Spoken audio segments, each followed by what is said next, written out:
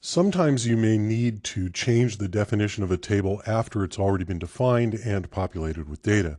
You can do this with the alter table statement. We're going to be using the Scratch database here for this lesson, and I'm just going to copy a little bit of code out of our exercise file. So this is the chapter 3 exercise file, starting around line 201, from the create table to the select from test. Just copy that and paste it into the SQL box here.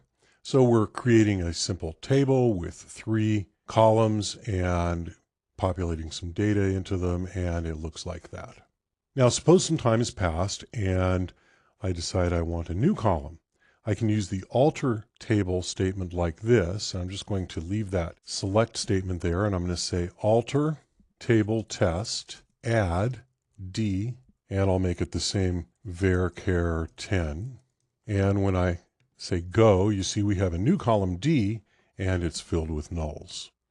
The part after so we have alter table test, and the part after the add keyword is really just a normal column definition, just like in a create table statement. I can also remove a column with drop. I can say alter table drop D like this, and that'll drop this column and all the data that's in it. If I drop a column that has data, that data will be deleted. For example, if I drop column B here, now column B is gone and all the data is gone with it. So you have to be very careful removing columns, obviously, from a live database. As you can see, the data is permanently lost. You cannot be recovered.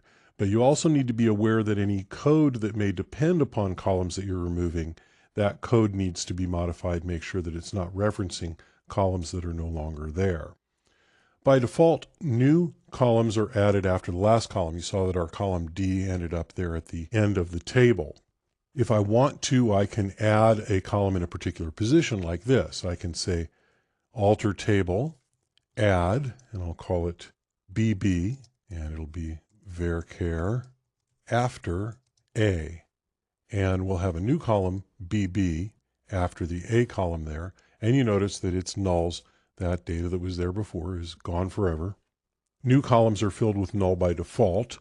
You can specify a different default like this. I can add a new column D and just say default panda like that. Of course, everything here after add is just like a column definition. And so when I say go, now that D column has panda in it. In fact, you can even define auto-incrementing columns. I can say add ID, serial, and if I want to add a column that's not after anything, that's actually the first column, I can just say first like that. And serial, if you remember, is an auto-incrementing column, and so it says 1, 2, 3. You can always see the full definition of your table schema with the show create table statement, like that. And that shows you a create table statement that would create exactly this table. And you notice there's our big int unsigned not null auto increment for the ID column serial. So the alter table command is a powerful tool, and as such, it should be used with care and caution. You need to be careful to track and update any code that may depend on the existing schema before you change it. Sometimes this sort of change is necessary, so it's good to understand how to accomplish it, but extra special care is necessary, especially for live databases. So I'm going to go ahead and drop this table now to return our database to its original state.